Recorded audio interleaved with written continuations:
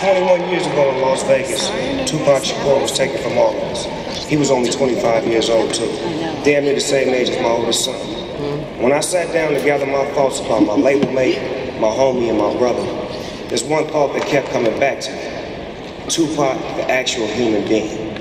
And while many remember him now as some kind of thugged out superhero, Tupac knew he was only human. And he represented through his music like no one before. It's a fact that he never shied away from it. He wore it like a badge of honor. With an unapologetic rawness, Pac embraced those contradictions that prove we ain't just a character out of someone else's storybook. To be human is to be many things at once. Strong and vulnerable, hard-headed and intellectual, courageous and afraid, loving and vengeful, revolutionary and, oh yeah, don't get it fucked up, gangster.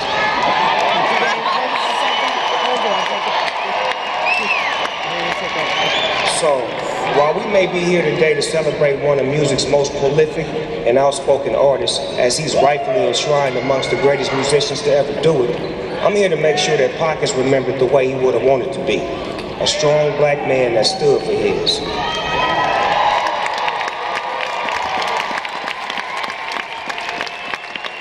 Not simply an actor or a rapper, but as a human.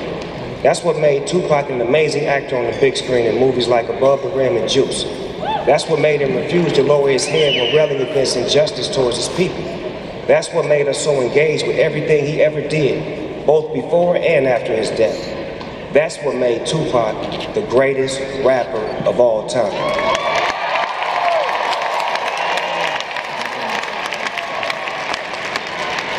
But to me, Tupac was first and foremost the homeboy. We shared a whole lot in common. In a way, our journey started together. We were both born in the same year, 1971. He released his first single, Trap, from his scorching first album, Tupacalypse Now, in late 1991. Not even a year later, I would make my debut alongside Dr. Dre on the song Deep Cover. I finally got a chance to meet Pac in 1993 at a rap party for Poetic Justice in LA. And on that night, Pac passed me my first blunt. Yeah, no, for real. That's right, Tupac is the one that got Snoop Dogg smoking blunts. You see, I was a zigzag man before that shit. And we became very good friends quickly thereafter. And then, in 1995, I told Suge Knight, I said, Suge, get Pac out of prison, have him come join our team at Death Row Records, you know, the most unfuckwittable record label of all time.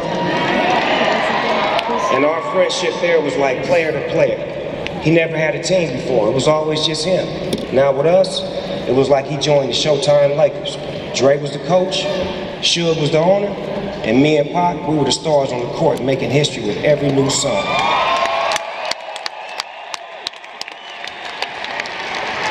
We were young, rich, and rock stars. But we were also young black men with targets on our back. We were catching cases simultaneously. That's why when we got together, we really were two of America's most wanted. He had just gotten out of jail. I had just beat my case. I get a white Rolls Royce with that creamy peanut butter interior. And Pac, he'd go out and buy a black one with the same thing. He'd have his tailor come over and lace us up with them Hugo Boss suits, you know, mafia style.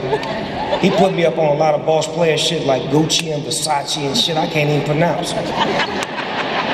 I got me a penthouse suite on Wilshire, and 2 weeks later, Pac got the one right across the hall from me. Neighbors, you dig? We had no peers beside one another, just two black boys struggling to become men. I never shared this story before, but it really speaks to our journey. I had just beaten my case and Suge had taken us to South America to get away from all of the drama, and me and Pac was parasailing. You heard right. Snoop Dogg and Tupac parasailing together with Suge Knight driving the boat.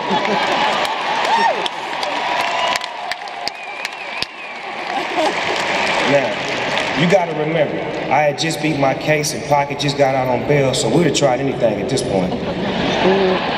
Does anybody know what parasailing is? Because we damn sure didn't. Me and Pac were sitting on the edge of the boat with all this gear and shit on, and all of a sudden the boat pulls away and we start floating up in the air. We scared as a motherfucker, damn near holding hands.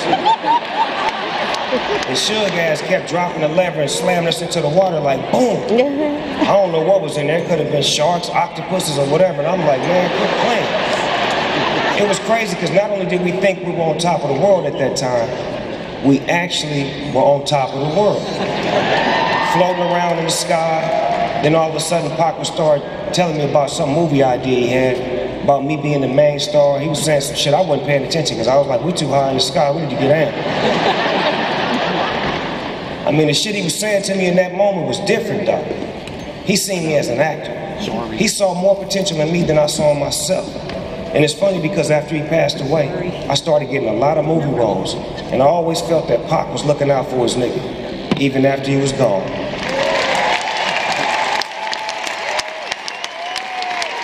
See, that's the thing with Pac. When he loves hard. Whether that was him loving black people, him loving his homies, him loving his record label, and of course him loving his beautiful and incredibly strong mother, the late Afeni Shakur.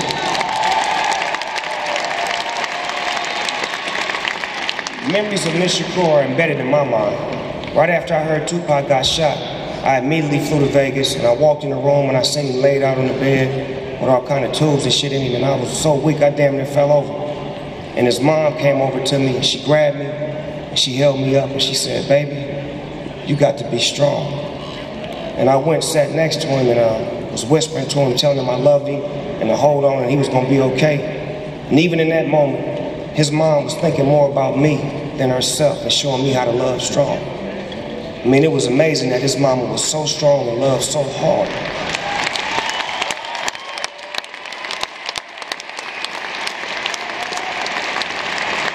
I realized that Pac was taught how to love at a very early age. And through his music, he shared the love with all of us. And that's ultimately why we're here tonight. Pac's a part of history for a reason. Because he made history. He's hip-hop history. He's American history. And just like in school, the more research that you do on history, the more information that you have. So do your research and see the movie All Eyes on Me. And understand all the Pac sides. He was much more than you probably think. I'm not talking about Pac the rapper, I'm not talking about Tupac the actor, I'm talking about Tupac the human being. So with that said, we'd all like to officially welcome Tupac Shakur to the Rock and Roll Hall of Fame.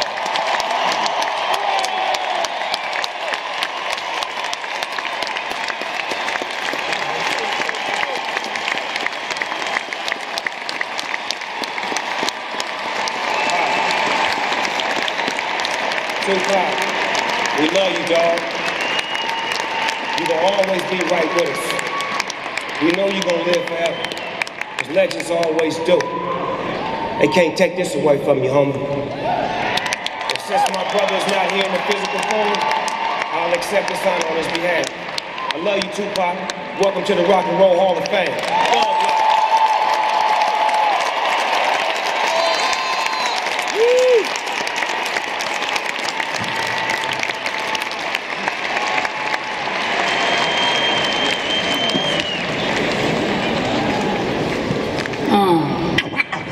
Do it. I'm a street lion, I'm a straight rider. You don't wanna mess with me.